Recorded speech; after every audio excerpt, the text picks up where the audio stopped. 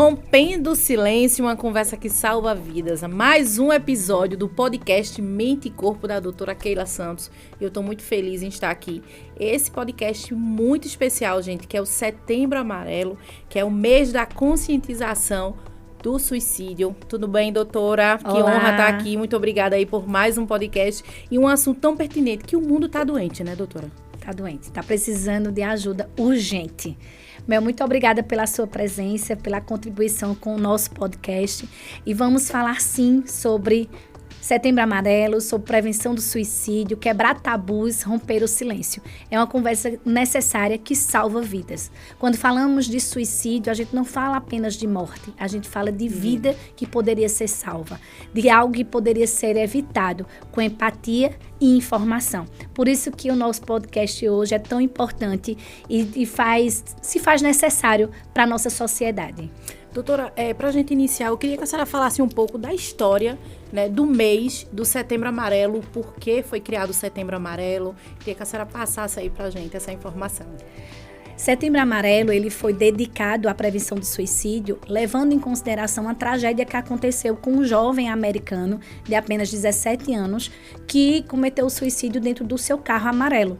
E no momento do funeral, né, seus familiares e amigos distribuíram fitas amarelas para conscientização e para apoio a quem estivesse sofrendo, né, com o mesmo desespero que esse mesmo rapaz.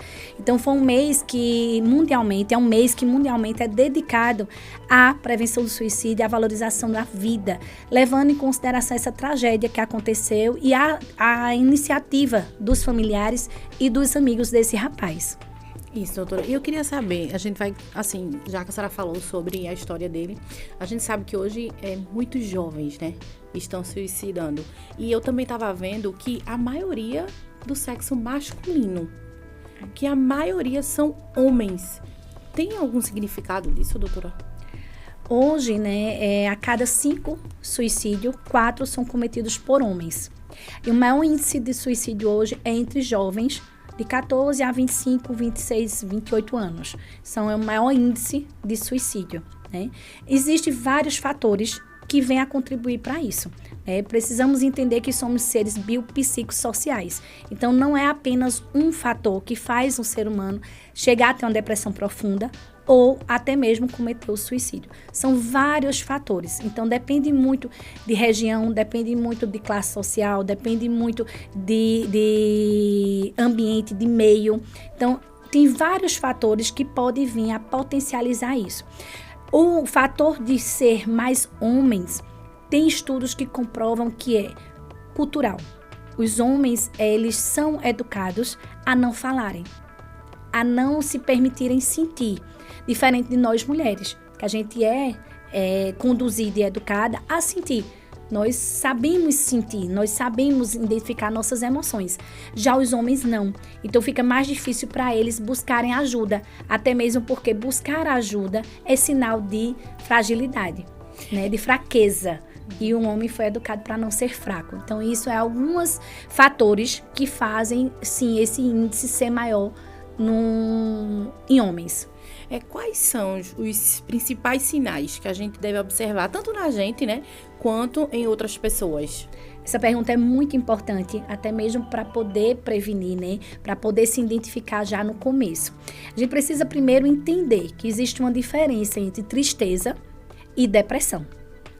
Tristeza, ela é inerente do ser humano. Todos nós, seres humanos, vamos sentir tristeza em alguns momentos das nossas vidas, em momentos pontuais, em questões pontuais. Não é algo que continue, que permaneça. Já a depressão é quando o ser humano, a pessoa se torna uma pessoa melancólica. Ela não tem sentido de viver. Ela não vê brilho nas coisas. Ela perdeu a esperança. Ela sente um vazio tão grande, uma tristeza tão grande, uma desesperança, que ela vai perdendo o desejo de viver, o sentido de viver. Então, isso já são pontos que a gente precisa observar. Então, se uma pessoa está se excluindo, se isolando, ela tem frases melancólicas, Comigo nada dá certo, eu já não aguento mais, eu tenho vontade de desistir, nada pra mim dá certo. Isso são frases melancólicas, né, de pessoas que podem estar, sim, entrando numa depressão. Então, precisa se observar se foi de repente, se essa pessoa já tem essa característica, se é já nato dela, se ela já é uma pessoa assim, então ela tem essas características. Se a pessoa não, ela tem o maior prazer de viver e de repente ela começa a mudar isso, é muito importante começar a observar, né? Se ela parou de fazer as coisas que antes ela fazia habitualmente, se ela não tem mais prazer de sair, de se arrumar, de interagir, de socializar, então essa pessoa ela precisa de uma atenção maior. Agora fica mais difícil quando a pessoa já é calada, né? Quando a pessoa é calada, que a pessoa já é triste, mas assim, mais tímida, mais na sua, fica muito mais difícil da gente conseguir identificar que aquela pessoa tá com depressão. Sim, porque a comunicação é tudo, né? Se a pessoa não se comunica, se a pessoa não externa, fica difícil de outras pessoas ajudarem e fica difícil de até a própria pessoa buscar ajuda. Por isso que falam que o silêncio mata mais do que a dor. Mata mais do que a dor. Exatamente. Doutora, tem muitas pessoas que falam também que depressão a pessoa quer falta de Deus, quer frescura, quer drama. Isso é um absurdo. É um absurdo porque a depressão é uma doença como outra qualquer. É uma doença que precisa ser tratada. É um cérebro que está disfuncional e ele precisa ser tratado como qualquer outra doença. Então, falar de que é falta de Deus ou que é frescura é de uma extrema ignorância, porque você está falando de algo que você não sente, não entende e não vê. Então, é algo que dói muito mais do que a própria dor. Dizem, né? Dizem não, é uma frase muito certa, que a dor que não se vê dói 2 vezes, porque existe o julgamento. Se eu não estou vendo a dor, né, não está sangrando, então eu julgo que não está doendo tanto. Mas a dor que não se vê dói 2 vezes. E a gente precisa ter essa consciência para que a gente tenha mais empatia com o outro e possa sim ajudar. Muitas pessoas, doutora, têm medo de falar, medo de expor o que sente. Isso é um grande perigo, não é isso? Sim, e esse medo vem do preconceito, né? Vem de uma sociedade que tem um preconceito muito grande com as dores emocionais, porque é justamente isso, é dita como frescura ou falta de Deus. Preguiça, né? Muitas pessoas que têm depressão, que não têm coragem para nada, que não têm mais ânimo para nada, elas são tituladas como preguiçosas, como uma pessoa que quer chamar a atenção, e não é isso. Né? É uma dor tão profunda que impossibilita. Para você ter noção, Mel, a depressão é a doença que mais impossibilita no mundo. Então, a depressão hoje, ela impossibilita muito mais do que o câncer, do que problemas cardíacos, do que problemas vasculares. Hoje ela está matando mais do que a AIDS, o câncer. Sim, sim. Então, é uma doença muito séria e ela precisa ser tratada, né? E tratada a causa. Não é tratar o sintoma. Porque a tristeza, a melancolia, a desesperança, a dor no corpo, a vontade de ficar deitada, isso é apenas um sintoma. Uhum. Então, a gente precisa entender qual é a causa de toda essa dor. É verdade. Eu queria saber, doutora, uma opinião da senhora. Na verdade, o que é para a senhora, o que significa, né, na prática, ouvir sem julgar?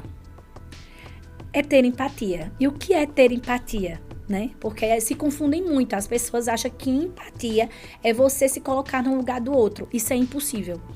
É impossível. Nenhum ser humano tem a capacidade de se colocar no lugar do outro ou de sentir a dor do outro. A dor é única, cada um sente a sua. Então, a empatia é você compreender a dor do outro para que você consiga ajudá-lo sem julgá-lo.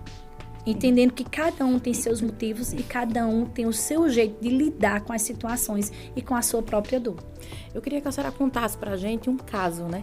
Sem expor nomes. Sim. Mas eu queria que a senhora falasse pra gente aí. Eu sei que a senhora tem vários casos de depressão, né? Isso de atender as pessoas que já tentaram, inclusive até no outro podcast a gente conversou sobre isso, que um jovem ele procurou que estava querendo se... Aliás, já tinha tentado se suicidar várias vezes, né? Isso. E eu queria que a senhora falasse um caso assim que ficou marcante aí pra senhora nesse decorrer da sua história, da sua carreira. Eu tenho vários casos, né? A minha maior demanda hoje realmente é depressão profunda, transtorno da ansiedade generalizado e tendência suicida. Minha maior demanda. E a hipnoterapia, ela vem trazer um resultado, assim, sensacional a partir da primeira sessão. Então, eu tenho pacientes que saem do hospital, que tentaram contra a própria vida. Não é aquele que pensou, porque pensar ter o desejo, arquitetar e cometer são casos diferentes, são níveis diferentes, né? Então, eu tenho pacientes que chegaram a tentar por várias vezes. E tenho pacientes de sair do hospital e ir direto para o meu consultório e desde então nunca mais passar pela cabeça de tirar a própria vida, né? Tenho pacientes de tomar remédio, tenho pacientes de tentar de várias formas e arquitetar por anos. Tem pacientes que ficam anos estudando qual é a melhor forma de tirar a própria vida, de se libertar de toda aquela dor. Então, eu tenho vários casos, né? Acho que aqui, no momento, para eu falar de um caso específico, como é muito impactante. Porque, assim, a gente precisa falar de como a pessoa fez, né? E não é o caso, não se deve, na verdade, falar para não abrir espaço para quem está nesse desejo. O que nós, como amigos, como família, como parente, enfim, o que a gente pode fazer para ajudar essas pessoas que estão num caso de depressão, de ansiedade, pensando em suicídio? Qual é o primeiro passo que a gente deve fazer? Se colocar à disposição para ajudar, sem julgamento, sem pressupor, sem estar contextualizando. É se colocar à disposição. Tô aqui para o que você precisar. Quer conversar? Tô aqui. Quer ir ao médico? Vou te ajudar. Se colocar à disposição para ajudar. Que muitas pessoas tentam ajudar, mas falando, dando direcionamento, que por muitas vezes a pessoa não tem autonomia para isso, não tem ferramentas para isso. Então, é uma doença séria que precisa ser tratada por um profissional da área, sério, que tenha realmente ferramentas e metodologias para que seja resolvido. Então, o melhor caminho para que você ajude alguém que você ame é se colocando à disposição e direcionando ele para um profissional capacitado. E o profissional conta muito, né? Eu sei que eu também tenho um exemplo de uma amiga que ela foi para um psicólogo, chegou lá, não se sentiu à vontade e saiu pior do que entrou. Acontece muito. E ela fez, eu realmente, eu não sei o que foi que eu fui fazer ali. Eu fui para melhorar e saí pior. Existe isso também? Existe, porque assim, eu posso falar da hipnoterapia, né, que eu trabalho, é o que eu amo, é o que eu vejo o resultado, mas eu também não dispenso nenhum outro tipo de ajuda, nenhum outro tipo de terapia ou de condução. Eu acredito que cada ser humano se identifica com aquilo que fica mais viável para ele. Entende? Então, existe sim, eu recebo muitos pacientes no meu consultório que fizeram diversos tratamentos. Na verdade, quando um paciente vem me procurar é porque ele já passou por tudo e não viu o resultado. Ele já tentou várias coisas, porque a hipnoterapia não é algo comum, não é algo que é popular. Então, é algo que ainda existe tabus, é ainda difícil acesso. Então, quando o paciente vem me procurar, ele já tentou de tudo e passou por profissionais que chegaram a realmente piorar o caso, o quadro clínico dessa pessoa. Então, acontece sim. A hipnoterapia, ela age na raiz do problema, não é isso, doutora? A gente vai em busca da causa. A hipnoterapia, ela é para reeducar a mente. Toda a nossa dor, todo o nosso sofrimento, ele é resultado de um aprendizado. Então, quando o nosso cérebro ele aprende algo e ele entende que aquilo ali nos mantém vivo, ele não quer saber se você está feliz, ele não quer saber se você está realizado, ele quer saber se você está vivo. Então, se o cérebro ele entendeu que um comportamento, uma sensação me manteve viva, ele vai repetindo ano após ano e essa repetição vai potencializando dores e sofrimentos, vai gerando conflitos. E é os conflitos que faz com que nós tenhamos pensamentos de tirar a própria vida, que faça ter a falta de esperança, ter crises de ansiedade. Então, quando a gente resolve a causa, quando a gente reeduca essa mente, todo o padrão vai mudando. E existe um tempo específico pra gente, tipo, a pessoa que tá com depressão, olha, você vai fazer hipnoterapia, com 30 dias você tá curado. Ou não, ou isso é um tratamento que leva meses, que pode levar anos. Cada caso é um caso. Cada caso é um caso. 99,9% dos meus pacientes, a partir da primeira sessão, eles deixam de ter pensamentos e desejos suicida. A partir da primeira sessão. O objetivo é esse, é salvar a vida. Então, a partir da primeira sessão, a gente já tem certeza que aquela vida ali já está fora de risco. Agora, os outros padrões precisam de um prazo, precisam de um tempo. Existe um processo. Eu trabalho na metodologia, que é um processo que eu acompanho o meu paciente por 6 meses. Bem antes dos 6 meses, os meus pacientes ficam realmente bem, né? E na média de 3 meses, desmamam todos os tipos de remédio. Tem um paciente de tomar 8, 10, 16 tipos de remédio e conseguir desmamar através do processo de hipnoterapia. Nós temos uma pergunta aqui, que eu separei algumas perguntinhas, que a gente perguntou muito já. Mas tem uma pergunta aqui que uma amiga minha fez. E ela disse assim, que teve depressão, passou 1 ano, tomou remédio, fez terapia com um psicólogo e passou 1 ano. Com 1 ano e meio, a depressão voltou e voltou mais forte. Por quê, doutora? Porque ela não tratou a causa. Ela tratou o sintoma. Eu tenho um machucado, né? Eu levei uma pancada no meu braço e fiquei passando anestésico. Fiquei ali passando um remédio superficial. Pode até melhorar. Botei gelo, deu uma melhorada bacana. Mas se quebrou o osso, resolveu? Não. Então eu vou precisar entrar numa intervenção para resolver o osso. Para realmente fazer uma intervenção, seja cirúrgica, seja de gesso, de qualquer outra coisa, que resolva a causa da dor. A causa da dor não foi só um machucado superficial, chegou a fraturar o osso. Mesma coisa é com nossas demandas emocionais. Quando a gente tem algum impacto emocional, quando a gente tem aprendizados, uma somatória de coisas que impacta o nosso sistema nervoso, então existe uma causa que precisa ser reeducada, que precisa ser tratada. Não adianta eu tomar remédio para as crises. Vai adiantar? Vai, porque vai melhorar as crises, mas a causa vai estar lá. E na primeira oportunidade isso vai voltar à tona com mais potente, com muito mais intensidade. Gente, então você peça ajuda, não tenha vergonha, diga, estou precisando, converse com um amigo, com um vizinho.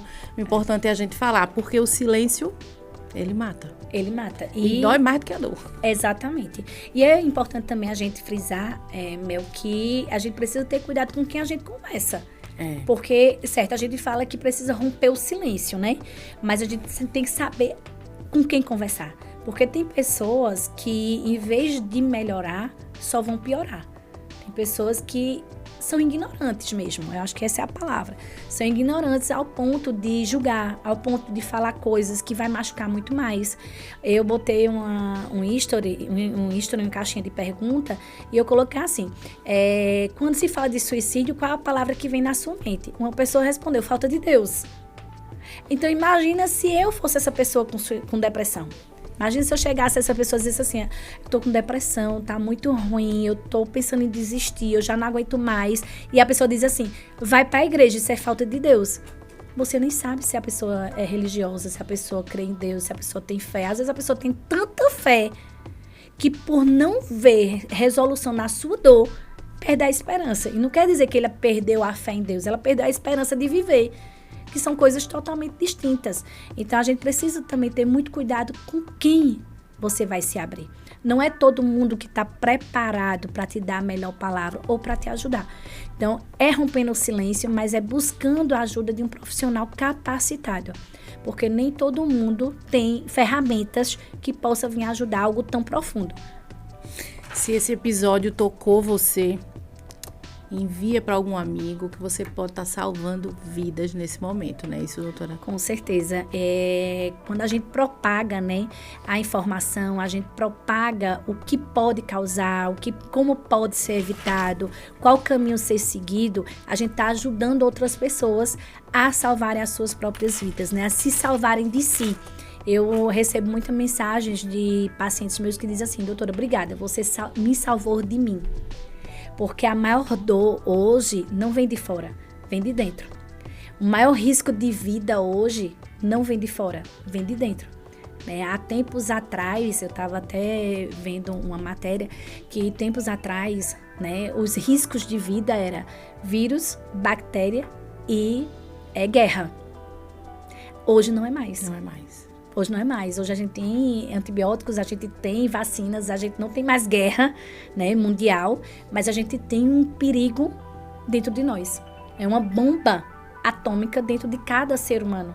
E essa bomba, ela precisa ser desativada, essa bomba, ela precisa, no mínimo, ser compreendida para que a gente não corra esse risco conosco mesmo. E a senhora concorda que falar é o primeiro passo para viver? Sim, sim. Não tirando como é que eu posso dizer? Não tirando um mérito de também quem gosta de ficar calado, né? Tem pessoas que vivem muito bem e são caladas, né? Não é falar ou não falar, é você estar bem. Se você é feliz, se você tá bem, você se sente bem sendo uma pessoa calada, perfeito. Agora, se você não tá bem, independente se você fala, se você ri, se você sai, se você bebe, se você extravasa, mas se você não tá se sentindo bem, busque ajuda. Tem algum... eu tava vendo até no Instagram, né? Vendo uns postzinhos de alguns psicólogos e tudo. E eu vi também a importância de até comida influenciar em depressão, em ansiedade, o café, o álcool. Como é que a senhora vê isso daí? Somos seres biopsicossociais. Então, se a gente é biológicos, a nossa alimentação, o nosso meio... cigarro, bebida, drogas, o índice de suicídio é também entre pessoas que usam bebida alcoólica ou qualquer outro tipo de drogas, né? Eita, esqueci o nome agora, mas de drogas. Então, aumenta-se o índice. Por quê? Porque danifica o cérebro. O cérebro se torna disfuncional quando você não tem uma vida funcional. A sua vida precisa ser funcional para que o seu sistema, seja ele nervoso, biológico, psíquico, funcione. Tanto é que tem muita gente que eu tava na depressão, comecei a caminhar, comecei a fazer exercício físico e melhorei, salvou muito minha vida. Isso também vamos dizer que é 50%, né, doutora? Sim, o exercício físico hoje já é comprovado, né, que ele libera neurotransmissores, ele regula os neurotransmissores, não trata a causa. A gente precisa enfatizar isso. Que não trata a causa. Tem muitas pessoas aí no Instagram postando, correndo de manhã, academia de tarde, crossfit de noite, não para um minuto e diz que venceu a depressão. Sim, se ele se lesionar, a depressão vai voltar. Então, precisa tratar a causa, né? Existe o método do exercício físico? Existe. Ajuda muito. Todos os meus pacientes eu digo, alimentação e exercício físico e vai viver. Você agora está pronto. Mas não podemos dizer que exercício físico trata a depressão. Não trata. Não trata. Ele melhora a sua condição física para que você tenha um cérebro funcional. Doutora, redes sociais, ela pode ajudar ou prejudicar no desenvolvimento aí da cura da depressão, do tratamento? Vamos lá. É bem difícil essa pergunta, né? Engloba muita coisa, mas a gente precisa entender que somos seres sociáveis. Somos seres sociais, né? E a gente foi feito para socializar. Então, a partir do momento que você socializa com uma máquina, você já está com algum déficit aí, já tem algum probleminha por trás disso, né? Sem falar que quando a gente está socializando numa rede social, a gente não sabe quem está do outro lado. E hoje a gente vê muito, né, casos de pessoas que incentivaram, principalmente jovens e adolescentes, a cometerem automutilação e suicídio, usando as redes sociais. Então, as redes sociais, ela pode vir ajudar muito, mas precisa se ter muito cuidado, principalmente com crianças, jovens e adolescentes que não sabem lidar. Apesar que hoje eu atendo muitos adultos que estão doentes por conta das redes sociais, por conta do acesso à informação, a muita informação. Então, é uma faca de dois gumes, né? É algo que precisa ter muito cuidado. Eu acredito, hoje se fala muito, né, em ChatGPT terapeuta. Eu acredito que é um risco muito grande. Eu não acredito que uma máquina pode substituir o homem, pode substituir a nossa sensibilidade, a sensibilidade do ser humano em ajudar, em olhar nos olhos. Eu não acredito. Então, eu Keila, não buscaria ajuda se eu tivesse depressão, ansiedade, com um ChatGPT ou qualquer outro meio de redes sociais. Eu procuraria um profissional, pessoalmente, de confiança, né? E sobre adoecer, né? A pergunta que você fez foi sobre ajudar a cura. Eu não acredito. Eu não acredito. Eu acredito que a cura está no olho. Eu acredito que a cura está no ser humano, tá? É realmente eu entender a sua dor. Eu compreender a sua dor nos detalhes e te conduzir da melhor forma. Eu acredito dessa forma e é essa forma que eu trabalho. Humanizada, diferenciada, individualizada. Então, é dessa forma que eu trabalho e é assim que eu acredito e é assim que eu tenho resultados dentro do meu consultório. A gente vê também, né, muitos casos de digital influencer, de blogueiros, de famosos, que um caso maior que foi mais aí falado foi de Whindersson Nunes, né? Que é um cara que faz piadas, que faz o povo rir e entrou numa depressão fortíssima. Exatamente. Vem mostrar, né, que a aparência não fala da dor, não mostra realmente a dor, né? Quando ele veio falar da dor, ele já estava no nível de realmente tentar contra a própria vida, de ter envolvimento com álcool, com drogas. Então, ele já estava no nível bem elevado, bem avançado da dor e do sofrimento. Então, isso é mais uma forma da gente ver que a dor pode estar do nosso lado, né? A pessoa que está pensando em tirar a própria vida pode ser alguém dentro da nossa própria casa e a gente nem conseguir enxergar porque a gente só está vendo o que ele quer mostrar. Então, é importante olhar nos olhos. Os olhos não mentem. Os olhos não mentem? Não. Os olhos não mentem. Quando você olha nos olhos de alguém que você ama, você sabe o quanto ela está sofrendo ou não. O que a senhora poderia dizer para as pessoas que acham que pedir ajuda é fraqueza? Ela é uma pessoa fraca. A pessoa, se ela acha que pedir ajuda é um sinal de fraqueza, ela é uma pessoa fraca, né? E nós, seres humanos, somos fracos. Essa é a verdade. Não é um julgamento para essa pessoa. É uma realidade do ser humano. Nós, seres humanos, somos falhos. Somos vulneráveis. Somos flexíveis. Então, a gente precisa assumir isso. Né? No mundo hoje de tanta performance, no mundo hoje de tanta cobrança, de tanta perfeição, é o momento que o ser humano está mais doente. Por que será? Porque está indo contra a nossa origem, contra a nossa essência. Nós, seres humanos, nós somos falhos, nós somos vulneráveis. E quando a gente assume isso, fica muito mais fácil nos curar. Fica muito mais fácil olhar para a nossa dor e acolhê-la. E realmente buscar o melhor caminho para viver bem. Feliz, perfeito, 100%, uau, não vai ficar. Porque não existe, isso é mentira. Mas você pode viver bem dentro das suas possibilidades. Existe alguma frase ou alguma atitude que a gente jamais pode falar para quem está sofrendo? Isso é frescura. Eu acho que jamais você tem que falar para alguém, isso é frescura. Não é. Cada um sabe a dor que sente. E você nunca vai poder mensurar a dor do outro. Você pode compreender, mas mensurar ou sentir a dor do outro, você nunca vai ser capaz. Qual a maior lição que a senhora já viu dentro da sua vivência e dentro da sua clínica, que a senhora vai levar para a sua vida? De pessoas que chegam no meu consultório assim, dizendo, doutora, a senhora é minha última esperança. E eu não quero morrer. Eu não quero, tenho desejo, eu tenho pensamentos, mas eu não quero morrer. Eu quero continuar aqui e eu estou colocando na senhora todas as minhas esperanças. Então, isso para mim é uma vivência indescritível, né? É um nível de confiança que essas pessoas colocam sobre mim e eu tenho certeza absoluta que Deus me usa quando me trazem essas pessoas e elas depositam essa esperança em mim. Porque quem comete o suicídio, ou quem tenta, ou quem deseja, não quer morrer. Isso é fato, não quer morrer. Apenas não vê saída. Está no desespero tão grande que não vê mais saída e prefere acabar com a dor, porque é uma dor insuportável. É uma dor que só realmente quem sente para saber o quanto dói. Tem muitas pessoas que dizem que quando começa a se mutilar, né, se cortar, que é para ver se passa a dor que está sentindo, pra né? Aliviar. Para aliviar essa dor. Eu tive uma experiência própria dentro da minha casa e é muito doloroso, a gente não consegue entender. Sim, é muito difícil compreender, né? Algo que é instintivo.